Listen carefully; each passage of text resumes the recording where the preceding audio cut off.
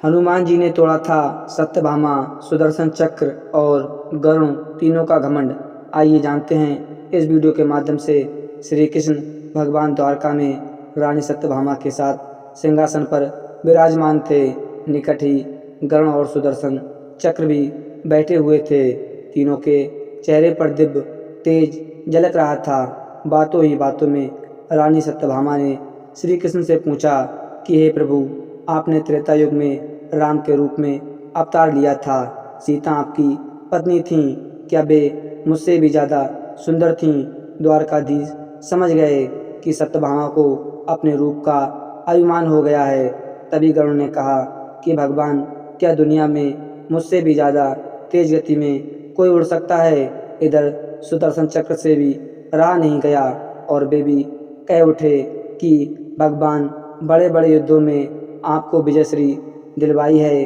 क्या इस संसार में मुझसे भी ज़्यादा कोई शक्तिशाली है? भगवान मन ही मन में मुस्कुरा रहे थे। वे जान रहे थे कि उनके तीनों भक्तों को अहंकार हो गया है और उनका अहंकार नष्ट करने का समय आ गया है। ऐसा सोचकर उन्होंने गरुड़ से कहा कि हे गरुड़, तुम हनुमान के पास जाओ और कहना कि भगवान राम माता सीता के साथ उनकी प्रतीक्षा कर रहे हैं। गरुड़ भगवान की आज्ञा लेकर हनुमान को लाने चले गए। इधर श्री कृष्ण ने सत्यभामा से कहा कि हे देवी, आप सीता के रूप में तैयार हो जाओ। और स्वयं द्वारकाधीश ने राम का रूप धारण कर लिया। मधुसूदन ने सुदर्शन चक्र को आज्ञा देते हुए कहा कि तुम महल के प्रवेश द्वार पर पहरा दो और ध्यान रहे कि मेरी आज्ञा के बिना महल में कोई प्रवेश ना करे। भगवान की आज्ञा पाकर चक्र महल के प्रवेश द्वार पर तैनात हो गए। गरुड़ ने हनुमान के पास पहुंचकर कहा कि हे वानर श्रेष्ठ, भगवान श्री राम माता सीता के साथ द्वारका में आपसे मिलने की प्रतीक्षा कर रहे हैं। आप मेरे साथ चलें और मैं आपको अपनी पीठ पर बैठाकर शीघ्र ही वहां ले जाऊंगा। हनुमान ने विनय पूर्वक गरुड़ से कहा, आप चलिए, मैं आता हूँ। गरुड़ ने सोचा, पता नहीं यह बूढ़ा बानर कब पहुँचेगा। खैर, मैं भगवान के पास चलता हूँ। यह सोचकर गरुड़ शीघ्रता से द्वारका की ओर उड़े। पर यह क्या, महल में पहुंचकर गरुड़ देखते हैं कि भगवान तो उनसे पहले ही महल में प्रभु के सामने बैठे हैं। गरुड़ का सिर लज्जा से झुक गया।